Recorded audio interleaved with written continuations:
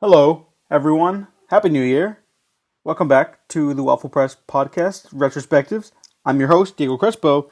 We are talking about the Halloween series. There's a lot of them. You know who else is here to talk about them? Matt Garingo. Merry New Year! Yes, Matt. Do you know what today is? It's the 19th of December, so On the day of release, this will be the first retrospective of the year. eh, Happy New Year's. It's a reboot. thank Christ. New year, new Michael Myers, new director, new new, podcast, which is a frequent thing with this podcast, and maybe it shouldn't have been. new continuity, which is also a frequent thing with this franchise. All the other Halloween sequels are bizarre in their own unique way. This one is mostly just kind of uncomfortable It, to it's me. very, it's a strange one. Um, it's an unpleasant film, but it's like trying to be unpleasant. Yeah. But I'm not sure if that makes it better. Yeah. Uh, Would you like to talk about your feelings on Rob Zombie as a filmmaker prior to this, or do you want to hold off on that? I've always kind of liked Rob Zombie. I like House of a Thousand Corpses, which is a movie that totally falls apart like halfway through. I like actually, you know what won me over to Rob Zombie. What? I was reading an interview with him, and I think I might get the details wrong, but he's always like wanted to make a biopic of Groucho Marx. I think it's Groucho Marx he wants to make a biopic about, but like no one will let him because all they want him to do is like horror and like music related things. That's kind of sad. Yeah, it's sad. And like, but the idea that like he's got this Groucho Marx biopic in his back pocket, it gives it, like that's like all right, because then that's like he's not just horror guy, you know? Yeah. He, And someone should hook him up with Netflix or something for that. Like, I think that'd be interesting. anything. And I hope it's Groucho Marx and not some other person that I'm getting like mixing him with. Yeah. Like Like, actually like I, Adolf Hitler or something like that. no, Like that's his I'm pretty passion sure it was project. like my brain says Groucho, but maybe it was like Houdini. I think it's Groucho though. I think you want to do a Groucho Marx movie. I mean, you have the whole scene in Devil's Rejects with the critic who's obsessed with the Marx Brothers, which is one of the best scenes in any movie ever. It's just so dumb. uh, I am also actually I'd go as far as calling myself a fan of Rob Zombie. I don't think his films always work, but he's definitely someone who has his own style. And I love The Devil's Rejects. That is a deeply unsettling film as well, but that's like his peak as a filmmaker, I'd say. Like all the pieces Yeah, really come together in that one. I kind of like House of a Thousand Corpses, but I'm not crazy about it. It's there. It got my attention. he does a lot that like no normal filmmaker would do, and I'm not sure if it's just he's that creative or if he's just like not that like schooled in film. I know that's like might sound like an insult, but like he's got a unique voice at the end of the day. It might not be. It's kind of like I don't know if it's like genuinely unique or if it's like Marilyn Manson unique. Yeah. Oh, I know when you see his movies, you don't see too many like his. That's not actually not true. That a lot of people started doing his thing. A lot of direct to DVD horror seem to be trying to be House of a Thousand Corpses for whatever reason. But someone at some point said, "Hey, let's give him the Halloween franchise," which is it seems like an odd choice. It is. I would argue that it definitely was an odd choice. And we should also mention that in between Halloween Resurrection and Rob Zombie's Halloween, Mustafa Akkad and I believe his daughter were uh, tragically killed in a terror attack, I believe in Jordan. Hmm. So everything was kind of up in the air up at that point because the Akkad family was uh, or are the rights holders for Michael Myers in the Halloween franchise. So well wishes to all them. That's a very sad tragedy that happened. Tragic. Everything was kind of up in the air after that, and no one knew where the franchise was going after Resurrection. So, and that movie did not do very Yeah, well. they. I So really don't think they knew. Well, I think it made money, but I just think that they always hit this problem where it's like because there's just not enough story there. You know, yeah, like where do you go? And I think around this time was when this was coming out. This was the time of the remakes and reboots, but also the prequels. Like we're gonna go back and we're gonna rediscover something, or we're gonna bring this classic character back, but give them an edge in some way. And so that's what this movie kind of decided to do. It decided to be both a prequel and a remake, which is an interesting choice, to say the least. I, I I don't think that's a completely terrible idea, but it's a risky one. And I'll be upfront, I don't think it pays off entirely here, or very much. Uh, yeah, I forgot how many of those like horror remakes and prequels came out. Like even like fucking Paul Schrader initially did a prequel to The Exorcist, right? Yeah, he did. Yeah, he did that Exorcist prequel that then like went and reshot like the whole goddamn Yeah, thing. Rennie which Harlan. is very different filmmaking. That's crazy. Looking back, that's crazy to think that happened. Yeah. Uh, Let's see what else. Run this down. Texas Chainsaw Massacre. And then Uh, Texas Chainsaw Massacre: The Beginning. yeah. fucking these fucking guys. All Platinum Dunes, by the way. Yeah, they did The Hitcher The too. Hitcher. Yeah. I never saw either version, so I'm out of touch. The Hitcher is kind of overrated. Well, it's Eric Red, It's and got I like Eric Red. yeah, it's got Rutger Hauer. It's got some moments. I've just never like I don't know. The whole thing never totally worked Mm. for me. Uh, and Rutger Hauer didn't even seem to enjoy it Oh, that much. poor guy. I've seen interviews with him where he was like, "This script sucked, but I brought something to it." Like, all right, Rutger Hauer. Um, but they did a. I think the Nightmare remake was later. Yeah. Uh, Friday the 13th and Nightmare came out like 2009, 2010, and they were kind of trailing off. yeah. Neither of them really hit. Do you remember they were talking about Platinum Dunes for like ever was trying to remake The Birds? Do you remember that? I remember hearing that.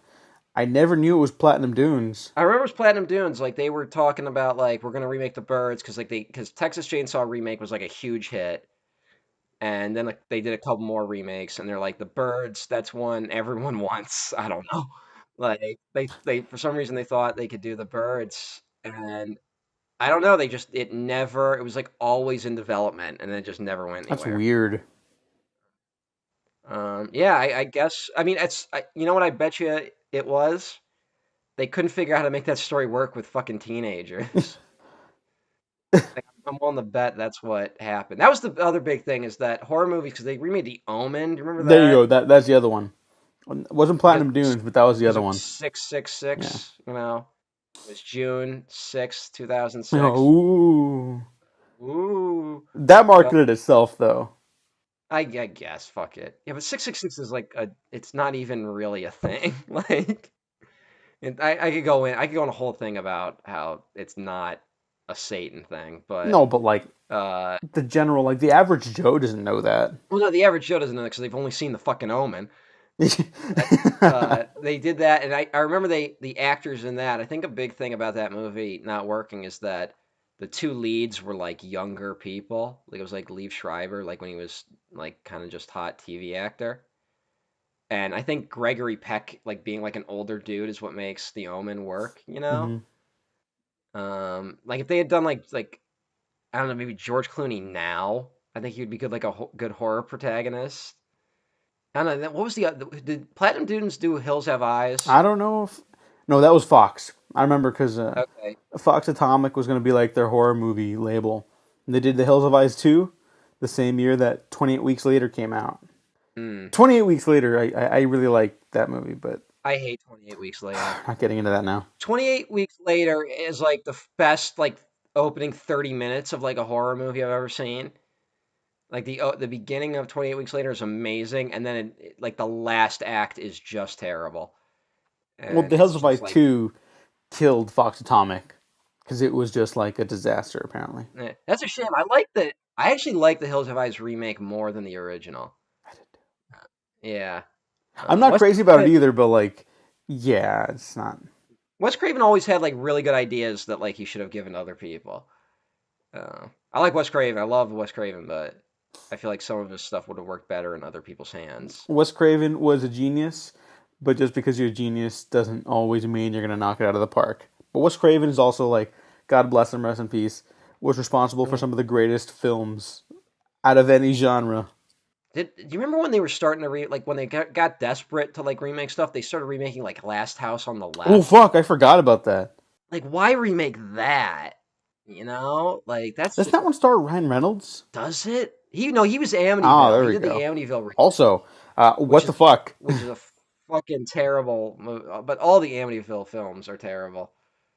That's the second time we brought up the Amityville franchise in on this series. Amityville retrospective coming 2019. Oh God, I think I might. I would like kill myself. Like, fuck that. That is nothing happens in those goddamn movies. Like, I think money disappears at one point. I think that's the worst thing that Jesus. happens. So, Well, you know what's the worst thing that happens in a Rob Zombie Halloween remake? we better save that because it's pretty Yeah, bad. okay. There's a moment in this one where it was like, oh, like, but let's go over the fucking cast for this movie. Yes, please. Because we got brilliant casting as Malcolm McDowell as Dr. Oh, I was gonna. Loomis. I'm so glad that this casting exists. Malcolm McDowell fucking rules. I'm sorry, I'm not gonna try to He, interject on every person because there's a lot, but I love Malcolm and McDowell. literally I think pretty much everyone about the list rules in some way. Yeah. But Malcolm McDowell in particular in this, because I love Malcolm McDowell because he seems to just say yes to everything.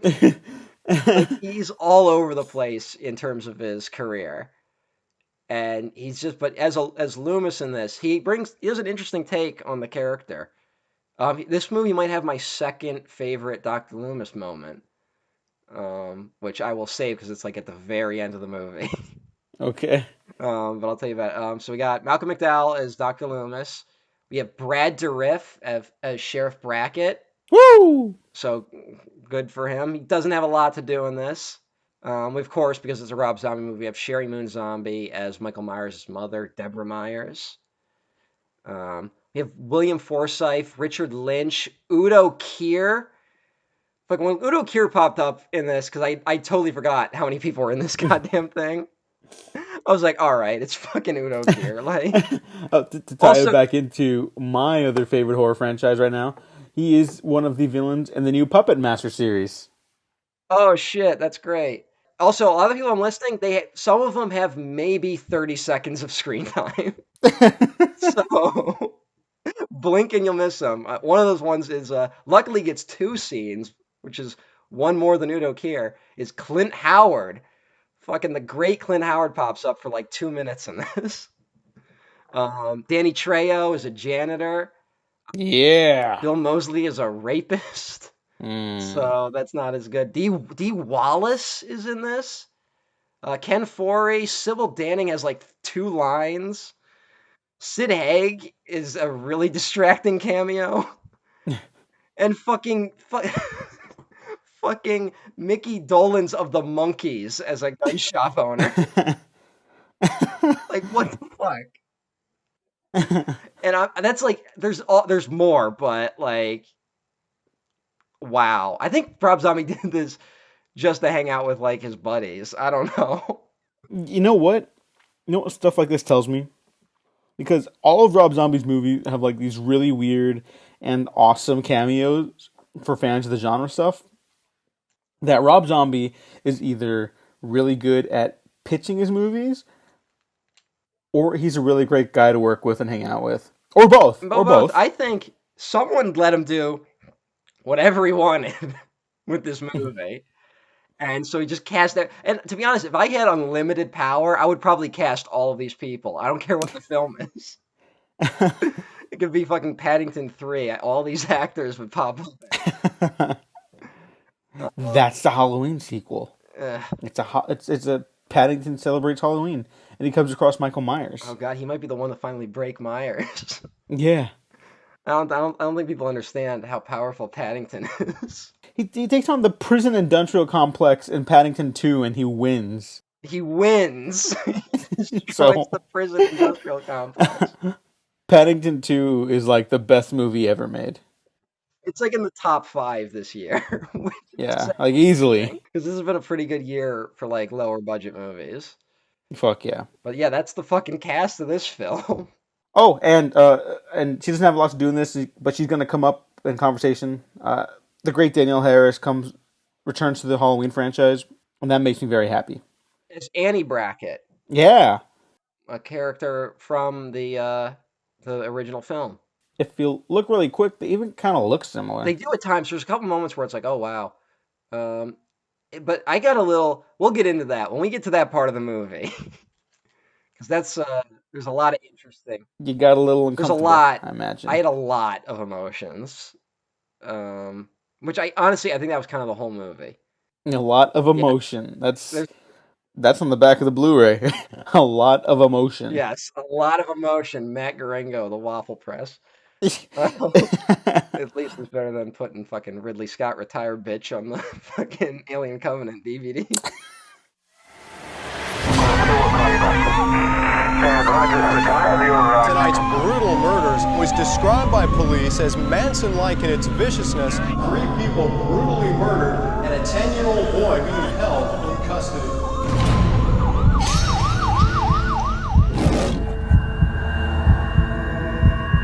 You haven't said a word for 15 years.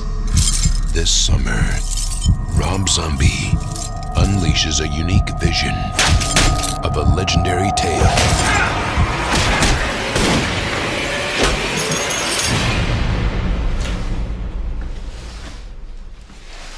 All right, so let's get into the fucking movie. We're gonna go in order of events because you kind of have to with the way this movie works. No. We should. All right, so first of all, the movie opens with a quote from Dr. Loomis. So it's a fictional character giving a fictional quote about a fictional man. And the quote is, "The darkest souls are not those which choose to exist within the hell of the abyss, but those which choose to break free from the abyss and move silently among us." Right off the bat, I was already like, because I honestly I didn't remember a fucking thing about this movie. There's a lot to unpack in that quote. So the hell of the abyss. Kind of it's a little bit like the Nietzsche quote. I think a lot of us have heard. He who fights with monsters should look to it that he himself does not become a monster. And if you gaze long into an abyss, the abyss gazes also into you. I was gonna do a thing where I kind of tried to explain what Nietzsche meant by the abyss and what this movie might mean by the abyss, but I don't know if I want to do that now. Okay. Because I'm not a philosophy student, but also it's just like we got a lot. But so like the movie's saying that what the fuck is the movie saying with that quote? What Dago, help me. I think this is a rare case of a sequel which wasn't even like initially planned or wanted by Rob Zombie help me recontextualize my feelings I on want to this save all. I film. want to just divorce that because we don't know we're getting a sequel with this yet. No, no, I know. That's why it's hard for me to talk about because I think this is trying to do both too much and too little. Too much in the front half of the film Yeah. to really like kind of find a direction for itself, like its own identity apart from Rob Zombie stylistic choices, which are clearly his. But in terms of like story and like the narrative thrust, it feels it's trying to encompass Michael Myers as both a broken human being and also like an unstoppable force of nature and evil. Which is funny because like that's the problem with every Halloween sequel at this point too. Yeah, it But it's a it totally it kind of sticks yeah, to that. it's just like it's approaching the problem differently and introduces entirely new problems in doing so. This movie, it's trying to answer questions the original film that are either implied by the original film or aren't mentioned in the original film and are only the product of the sequel. One of the big things this movie tries to answer is why is he obsessed with his sister so much? And I don't even know if it really gives that great an answer in this film. But that's also a question that wasn't a problem for the original because that wasn't a thing in the original. This movie, it kind of makes sense in a way to remake the original because to make it and say from the beginning that Michael Myers is Laurie Strode's brother changes the whole nature of that film. But I think it's kind of I don't know. It's just it. I think it's what this movie spends a lot of time trying to answer that question, and then it complicates things in a way that the original film didn't have to do. But then like it's so wants to be the original film, but also want to be its own beast, and it never can be both those things. Yeah, it really is a film like at war with itself. Like, could you read the quote one more time? Because I don't have it written down. So The Loomis quote. yeah, The thanks. darkest souls are not those which choose to exist within the hell of the abyss, but those which choose to break free from the abyss and move silently among us. One, that's way too fucking wordy. I Two, might have written it wrong, so that could be me. But um, not that there's anything wrong with like a wordy quote like that. Just it feels like it's trying to be maybe a little more here's the thing: fancy. We'll call it. I was gonna do something like, all right, Nietzsche had ideas about how we construct ourselves, like the aesthetics we choose for ourselves, and that it wasn't like there wasn't like a moral duty to it, but there was it means like how we portray ourselves, like what we decide to make ourselves. But if we look too much at people who aren't fully formed, quote unquote, like that are monsters, the monsters of Nietzsche's quote. And I'm explaining this point. I know like a bunch of philosophy students just fucking shot the shotguns into their mouths and complained about this. But it's I think like again, I don't know because it's like it's either this really deep quote or it's just a very literal explanation of what happens in this movie. Yeah. Because Michael Myers literally breaks free of the hell of the abyss, which is his life, and then is a silent killer that walks among us. Like that literally is what happens in the movie. So, like, I'm either I think I'm constantly with this whole movie. I'm like I'm either overthinking everything or I'm just not thinking about it enough. You know? It it's bizarre because like I hate that fucking YouTube style film critics, says the Yeah. person who uploads to YouTube. But like I'm here to watch a when someone says like I'm here to watch a movie, I'm not here to watch like an art house type thing, and they're very dismissive of like stylistic stuff. Like you hear the complaint often about style over substance, but more often than not, the style like helps tell the Yeah. substance. It's a way to get that idea across. Like techniques and form are there for a purpose more often than not, outside of just telling it verbatim through characters. This is one of those instances where maybe Rob Zombie was kind of either restrained, or maybe not even by producers, but like he tried to extend himself too much in certain areas and like the direction of Michael's story, but there just wasn't enough there in certain aspects.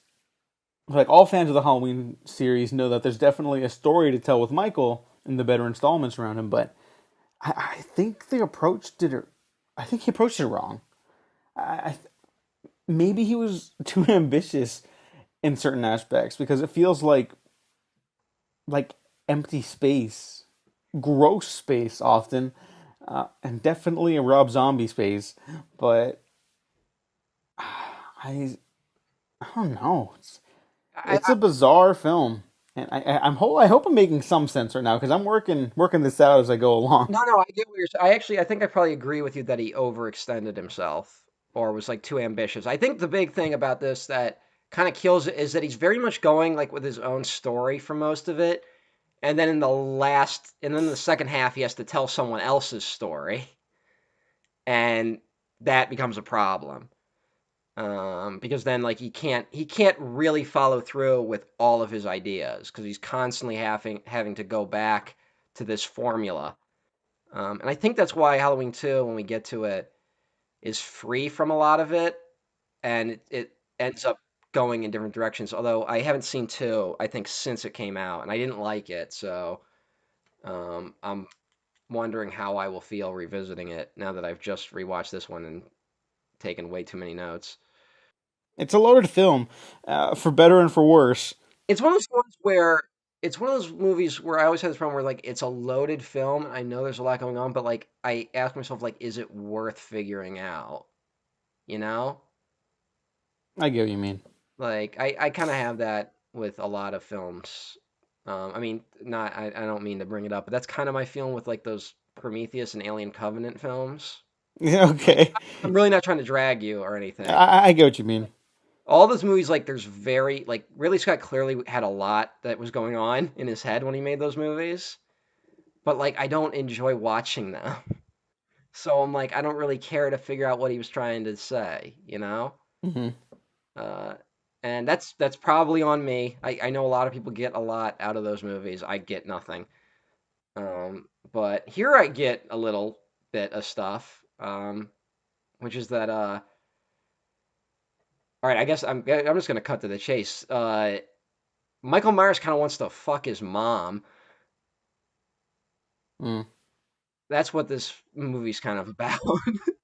He wants to have sex with his mother. And that's explicitly what the first like 30 minutes of this movie are about. Yeah.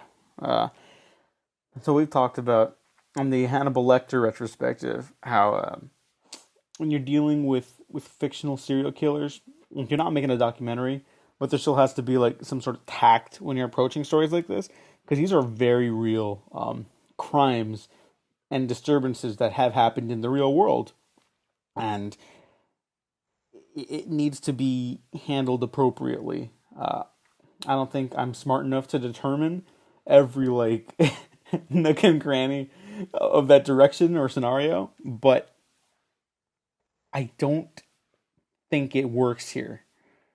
Um, and I want to be polite because I am a Rob Zombie fan, but I don't think it fits. Not just with the style, but with the story he's trying to tell. Uh, Michael Myers' sexual confusion, I guess we'll say, with his mother in this seems to be Rob Zombie's answer to why Michael Myers is obsessed with his family, or at least the women in his family.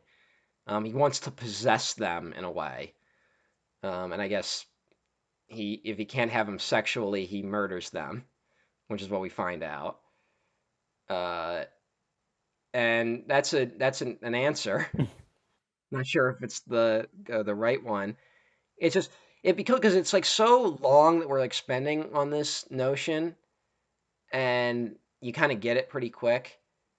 We should mention that Sherry Moon Zombie plays Michael Myers' mother, so we know Rob Zombie wants to fuck the mom, but But uh, not your best joke, but that was okay. hey, I'm just saying, like I get where he got that idea somewhere. So, uh, but and the Myers household is shown to be a very abusive household.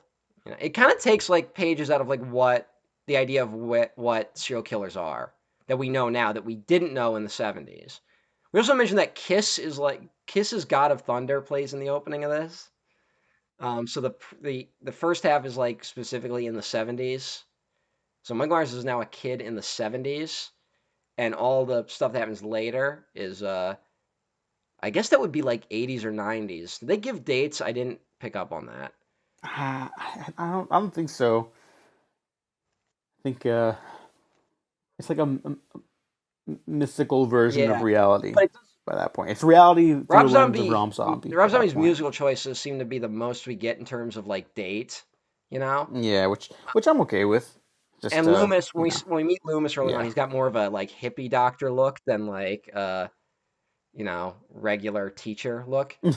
Um, but I think that move's actually like kind of important because like the myth of suburbia like had kind of cracked by the 70s, but it hadn't cracked in the 50s, which is I mean maybe not like whenever the opening 5 minutes of the original Halloween take place. Uh, Here we're getting like this whole idea is that Michael Myers' violence is an extension of the violence in his home, which is just an extension of the violence in Michael Myers' community. Like the whole world is very bad in this movie. Haddonfield is a bad place. Rob Zombie seems to be at war with everyone. Do It you get feels that? that way. Because there's not a single pleasant character really in this film. Nah. Uh, Everyone's like super aggressive. Like we should also mention William Forsythe, who is the stepfather or like mother's boyfriend. I don't know what his total relationship was. He very explicitly has been beating Michael. He has a broken hand from beating Michael. And he thinks that Michael might be quote unquote a queer because of how strange he acts. Uh, we should also mention that the murder that he commits isn't like Michael commits isn't a spontaneous thing. It isn't like, oh, he was a normal kid and then one day he murdered someone. He begins again regular serial killer way where he starts by murdering animals. We find out he's been murdering animals for a while, including his pet rat, which is like the opening. Again, it's like is Rob Zombie trying to like destroy the idea of like someone just goes crazy, which was something people believed when the original Halloween comes out, and something that just isn't really true in a modern context, like with our modern understanding of violent criminals. Part of me is glad that that was the approach he took, but it's bizarre to me. The world is so ugly and vicious already that not that you need this kind of contrast or anything, but it's not an exactly lighthearted story. Anyways, this is something to kind of make it more felt, other than just like an aggressive assault on like your eyeballs and ears. I mean, Yeah, all Rob Zombie stuff is kind of aggressive and like nasty, but yeah, here it's that's his aesthetic. yeah, and like again, like I liked his stuff more often than not actually, but here it feels misguided. This one was a little off-putting, more so than any of the other stuff, I think. I think it's off-putting in what some of the very specific things that ended up happening, but I'm not sure because he's clearly trying to do something where the this quote at the beginning of the film, the hell of the abyss, which seems to be just the world in general. And I think he's trying to make a point, but I just don't know if it totally works, you know? Yeah, yeah. Um, we should mention that at school, Michael is bullied by one of the spy kids. Oh yeah, yeah, yeah. Junie Cortez, Yeah. who is then beaten to death by Michael. Yeah, he's beaten to death we'll get to that. We should say he teases Michael about his mother being a stripper. So Michael Myers' mother is a stripper. That comes into play. You Uh, don't say. yeah. Um, and that's another thing. So you just mentioned he kills this bully after school one day. He beats him to death, and that's Michael Myers' first human murder. Which again changes the whole dynamic of he just kills his sister one night. Now he doesn't just do that; he kills this bully, and then he kills his mother's boyfriend, and then he kills his sister's boyfriend, and then he kills the sister. So he kills four people in one night. Yeah, the body count is markedly different from the first film. The basic structure of that opening, like I'm really into movies right now that kind of break down our ideal of like the white picket fence, the American family, the American dream kind of thing. Like these romanticized fantasies that just aren't a real thing. That's why that's why I was looking forward to the adaptation of It from the previous year, and it kind of let me down in Yeah, because it didn't regards do to that. fucking anything with that stuff. Yeah, and I think that's a good thing to tackle in in our art right now, especially because of It's our weird. political climate. I don't know, but does it ever really stick? Because we've been doing this since the 80s. No, but I think that's also why I'm so like in love with Halloween 3, in spite of its various Hmm. faults. That it's it's not subtle, especially nowadays, but it directly addresses things head on that I wish were more brought up in movies. Hmm. I don't know. I'm not asking for a lot, but I think ideally this should be right up my alley. But it's just so like draining to sit through this for me, and I don't like saying that, I'll be honest, but it that's how I wasn't that feel. draining for me. I was very engaged for a lot of this. Mostly because I didn't remember a lot of it. I was never bored. You know, that was one thing. I did get Till like bored at later. some point. Uh, I wonder when. We should mention that the reason Michael seems to decide Halloween's the night he's going to kill his sister. We actually, he starts like he starts compulsively wearing this clown mask. Like they're each they start playing up the mask thing more, but I guess that'll come into play a little later. But the reason it seems the movie implies that he kills his sister is because the sister won't go trick or treating with him because she wants to stay home and have sex with her boyfriend.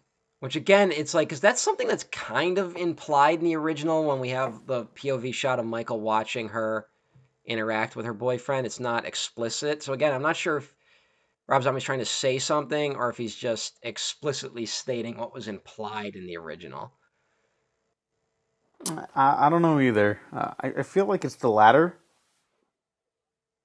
but I think I'd have to like look up interviews with him and stuff now. I didn't find a lot on this actually. And that's where we have a moment where we see lonely Michael Myers when his sister won't go trick or treating with him. He's just sitting around, and that's intercut with his mother stripping at the strip club because that's where she is on Halloween night. Again, trying to make those points kind of clear. So he goes, he kills the maybe stepfather, maybe mother's boyfriend. I don't remember which, and then kills the sister's boyfriend, and then goes to kill his sister, and then he just suddenly has the Michael Myers mask. No, no, no. The boyfriend puts it on when they're trying to fuck. Oh, okay. I totally spaced out during that moment. It shows you how comfortable these sex scenes were. I thought he was actually saying something kind of important here, but I guess Mm, not. I think it was better when it just appeared out of nowhere. We should also mention right before he kills the sister mistakes her brother for the boyfriend there attempting you go. foreplay, which again adds to the weird like sexual possession thing going on in this Yeah, story. Um, I'm not crazy about this direction. I mean, honestly, that's something that you could explore. It's a thing that tends to be true about serial killers. There's a lot that I mean, a lot of it is driven by a hatred of women or just a hatred of the fact that they can't own women. You Yeah, know, a lot of serial killers seem to have that. So I think he's like trying to take real life inspiration and put it into this. But again, I don't know if it totally works. He kills everyone. It's vicious. Sister dies pretty viciously. Doesn't kill the baby sister who will grow up to be Lori. Waits for the mom to get home, and then the police show up, take the bodies, arrest Michael, and then Do you remember the freeze frame shot? Kinda. no, actually. All the like, it's a shot of all the police officers and medics. They're all like they all freeze in place, but they're clearly just standing still because all the lights keep flashing, and the camera pans over to Michael in the back of a police car, and then he turns and looks directly into the camera. And I feel like that's saying something, but I can't unpack it.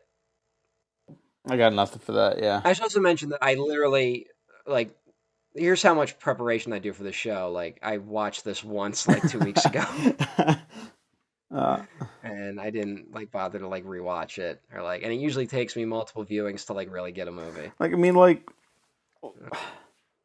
I could talk like till the end of time about like what I think Rob Zombie's doing with the Devil's Rejects in particular, and like how much I get out of that movie. Uh, I think his direction there, like his choices are very clear. Uh, but here, it's really it feels like too much in that I can't come away talking about anything in particular. Like I'm just rambling I like think this this. is just what happens when you try to do this sort of things with like remakes or like with franchise films. You know, I think this is a problem you tend to hit. I actually think that's a big reason why not to I've brought it up too many fucking times, but like Batman v Superman, I think a big problem with that not totally working is that there's so much baggage that comes with those characters that it muddles like any message you're trying to do. Because like everyone has we have very specific ideas about what those characters are, and it's sometimes hard to tell when filmmakers are like trying to deconstruct it or like just react to it or just trying to recreate it. And this ends up being one of those cases for me where I don't totally get what he's going for all the time. But again, like it's one of those things where it's like there's so much of it, and then you kind of go, is it really just about him wanting to have sex with his mother? It's like, did we really need 26 minutes of that? Yeah, the opening is too long for what it's trying to accomplish. I always think of just how in Lincoln's second inaugural, he sums up the entire Civil War by saying, "And the war came." And that's it. That's his take on the Civil War. America's greatest Yeah, president. kind of. I mean, here's the thing. I wrote all these notes. Here's something. This is why I probably should have rewatched it, but didn't. But I wrote a lot of notes of things that I was like, oh, he's clearly telegraphing something with this, and then it never came back into the film. So Michael Myers is now sent to. Oh God, I just forgot the name of the asylum he always goes to. Oh, something Grove. Smith's Grove. There you go. Yeah, that's it.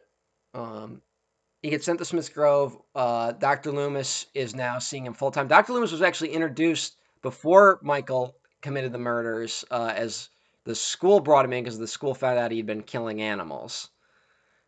So Loomis knew Myers before all this. And now that Michael's in prison, he's still, I mean, not prison, in this asylum, he's still talking at this point, and talks directly with Loomis. He doesn't go completely silent after the murder like most of the other films imply. Uh, but Michael claims he didn't commit the murders, and he doesn't. And sometimes he seems to think the murders didn't actually take place. I don't know what they were going for. Right? I, Is it something like Michael was legitimately having issues I don't with? know. Again, it becomes well. Then we start getting into this thing where he starts making the masks and he starts wearing masks compulsively. Loomis like shuts his shit down when he's like, "Black's my favorite color," and he's like, "Black is actually the absence of color, Michael." And it's like, Jesus Christ, dude! Like, he wasn't doing it like, "Hey, here's a fun fact." He was like, "Actually, you're wrong. It's not a color." Um, this The kid's already clearly got issues, man. Like maybe we should back off. this movie seems to like put a lot of shit on Loomis. You know, Yeah, which I it's not. I, I kind of enjoyed. I do too. But we then have Danny Trejo as the friendly janitor. Woo! Yeah, and he says, he was like, "Hey kid, don't let this cell get to you." He's like, "Learn to live in your head. No walls can stop you in there."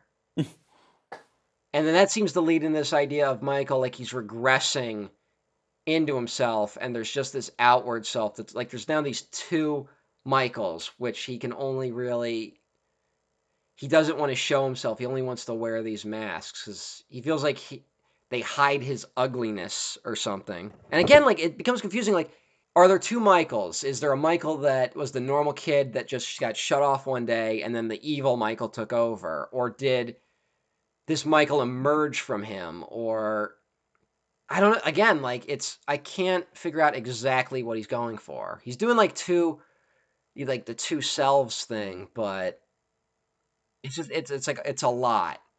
Loomis eventually says when he regresses really far, there's one part where he's like, "I'm here to help you, Michael," and Michael's like, "I need to get out of here."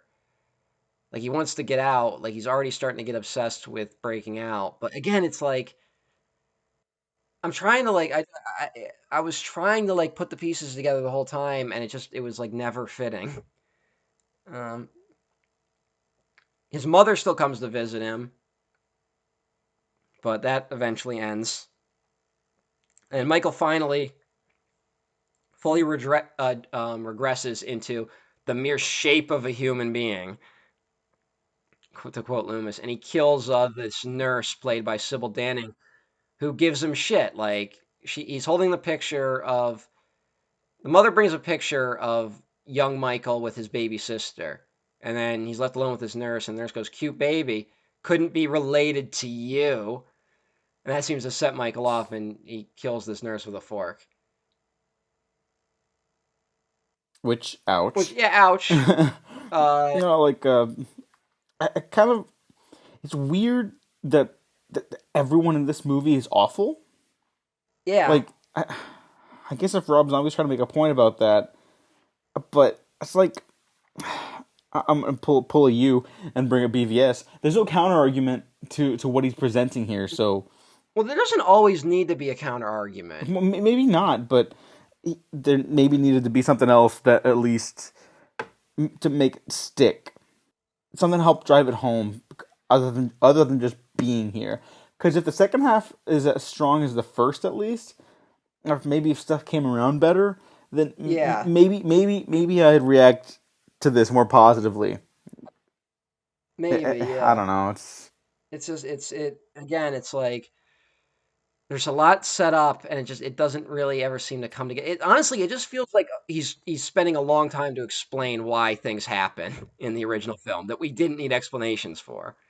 But after this nurse killing, the mom goes home, and while watching family movies when things were better, but they really weren't, um, which I guess is something he's trying to do, the mom shoots herself and kills herself.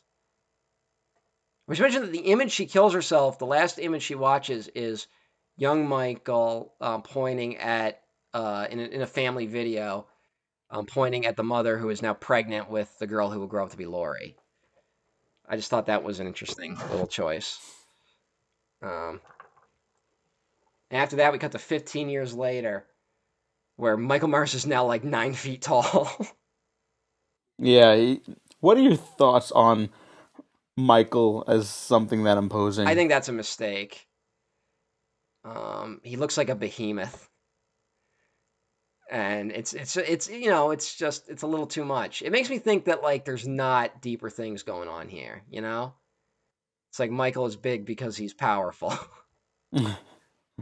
And I kind of get that feeling too. But again, Rob Zombie is a much more talented filmmaker than like we listed all those horror movie remakes, the prequels, and stuff that were coming around the same time. And those were very much trying to be like, well, this is like the grounded, realistic take on things, over explanations and like and stuff. And Rob Zombie, it still feels like he's trying to do something here, and like his decision to make Michael that big and imposing feels very like generic Yeah, almost. And it's that I think is one of the bigger mistakes in this. I know this movie worked for some people, and I'm happy for them. I guess But yeah, and it doesn't totally fail for me. But it's just it's not a film I would revisit very often. I honestly I can't imagine someone who would want to watch some of this. I was gonna say, I Like don't think I'll be watching this again. Devil's Rejects is pretty vicious too, but like there's kind of like a time where I could be like, yeah, I could see myself sitting down to rewatch that.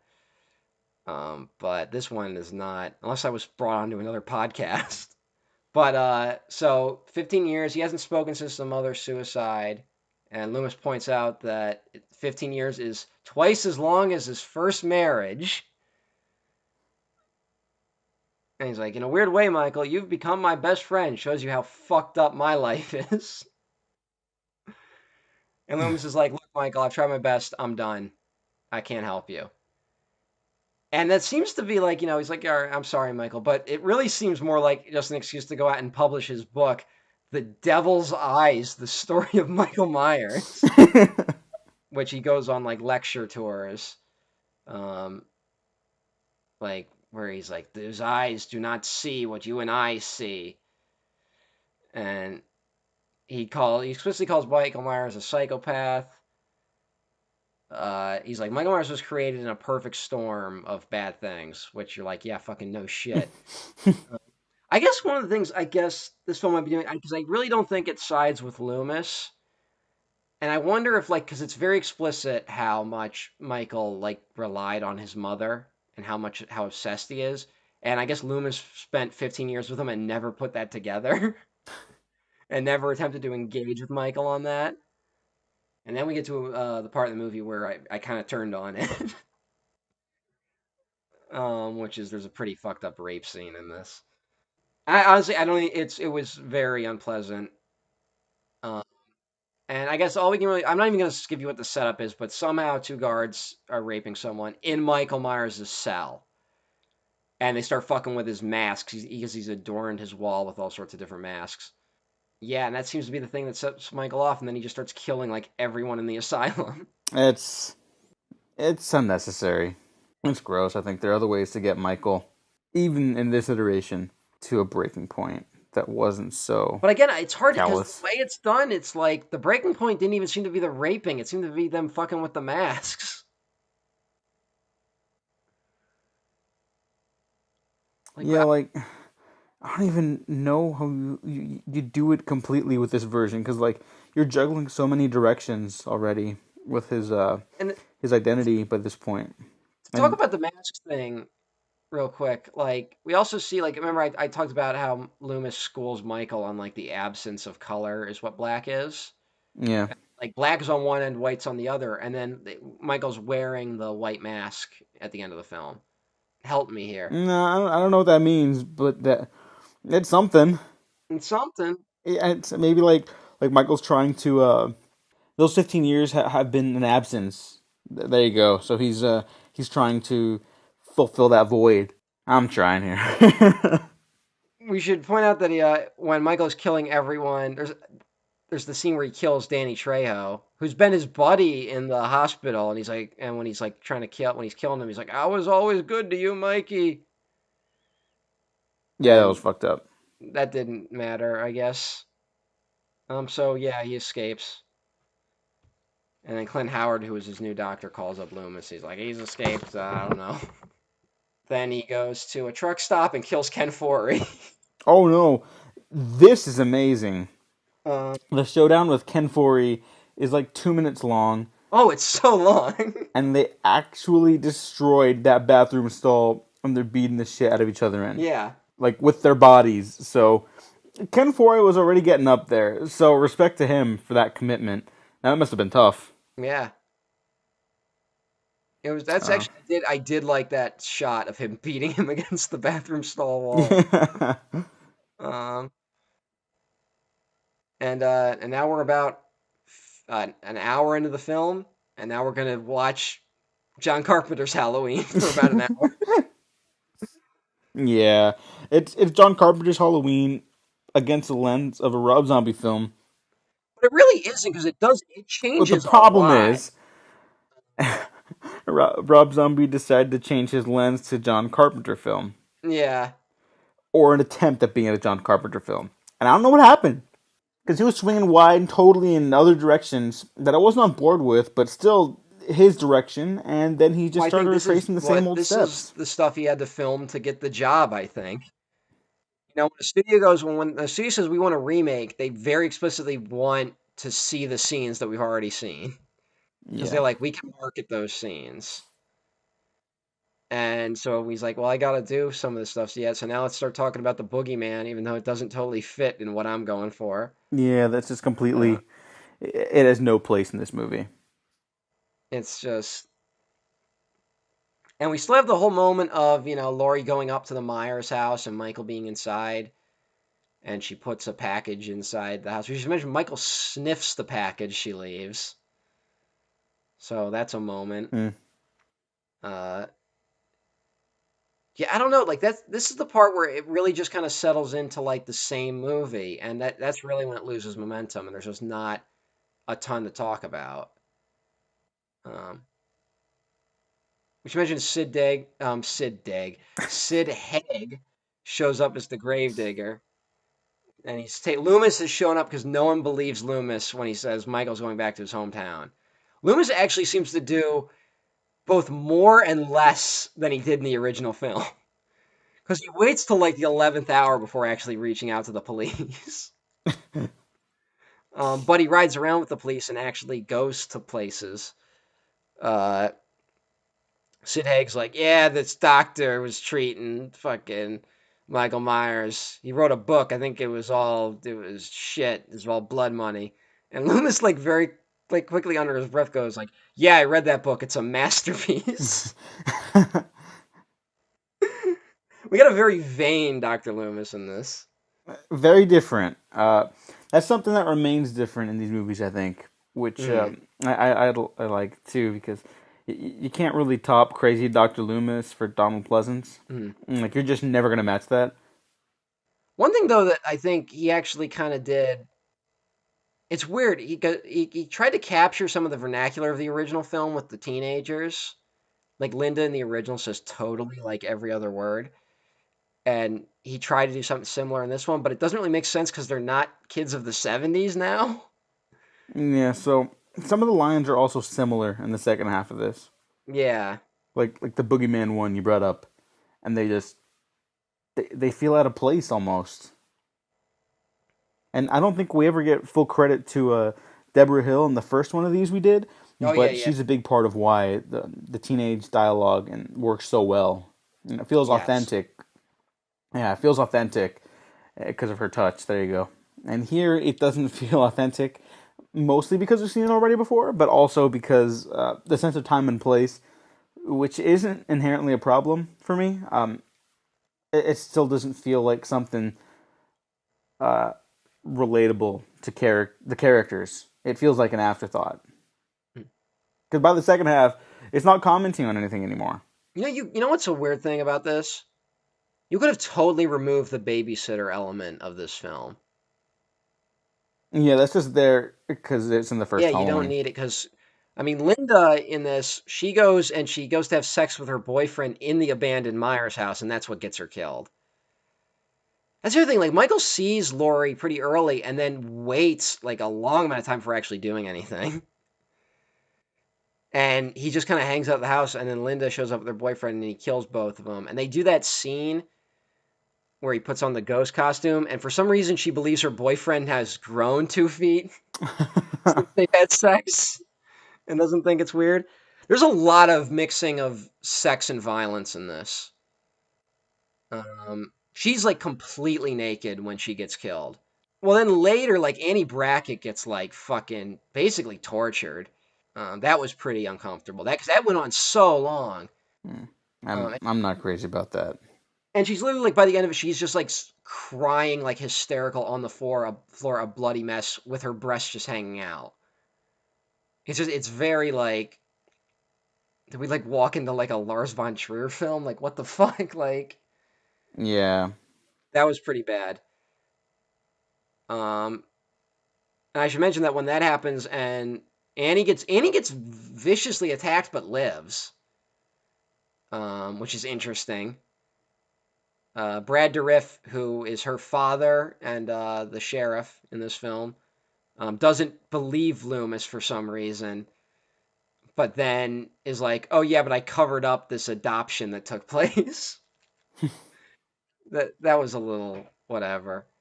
Um, and there's one part where like Loomis is like, "Michael, he's not a human being." He's one point he says like he has nothing inside, something is missing. And again, I can't tell if like this movie is like Loomis doesn't know what he's talking about, or like if Loomis is actually dropping hints at like what's going on.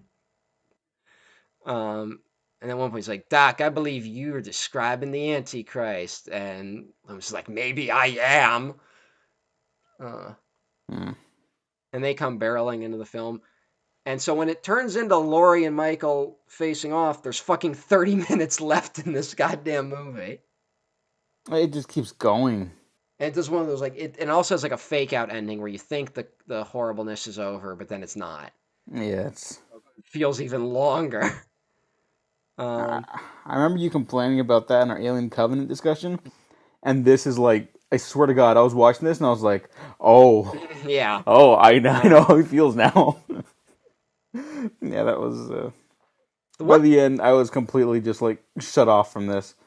I, the it one was thing very Michael does, uncomfortable. he doesn't try to kill Laurie. He kidnaps her and takes her back to the Meyer house and tries to get her to understand that she is his sister, but she doesn't understand and like stabs him.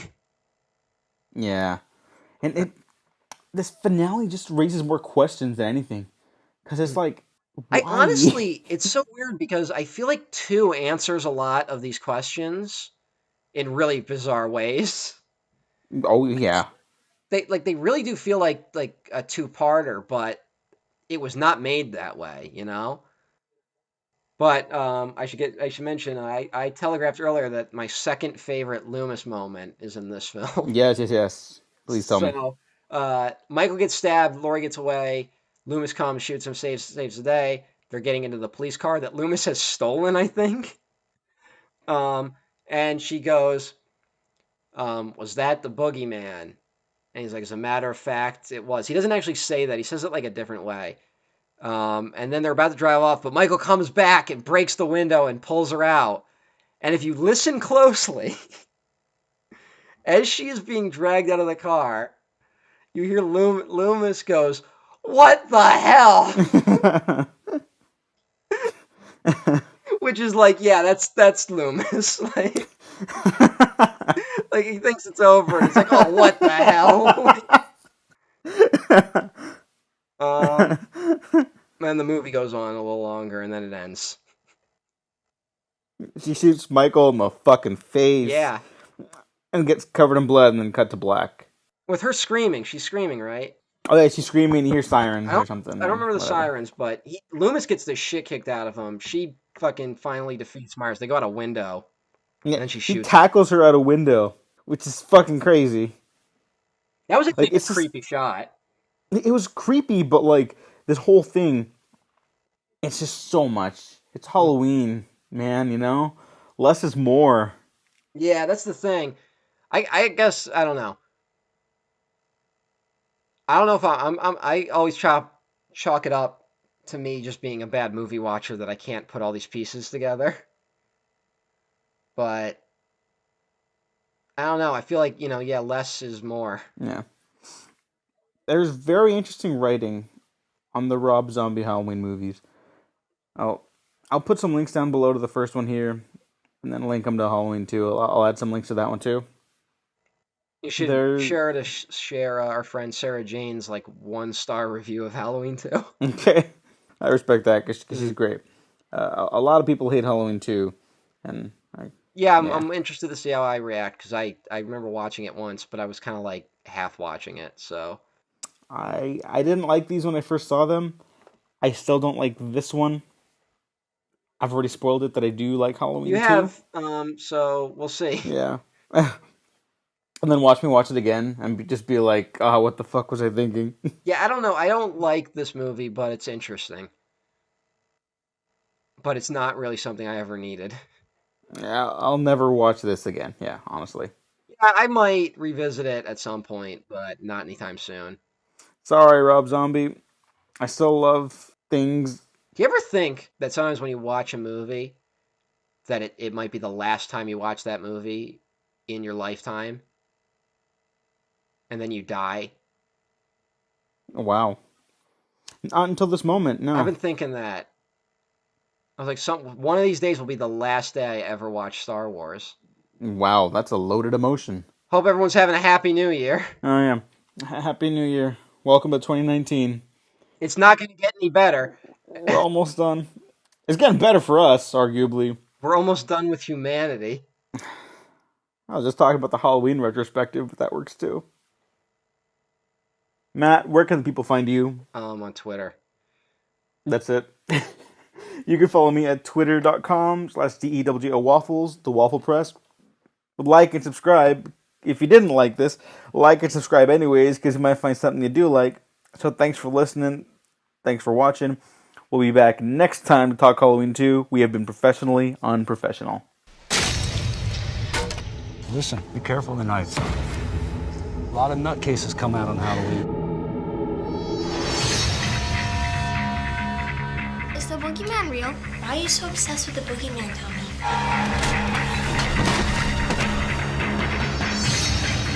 Halloween night, the boogeyman attacks kids who don't believe. Oh no, Tommy! Boogeyman's gonna get me! I'm gonna cut that mask right off your face. He's come back for his baby sister. To do what?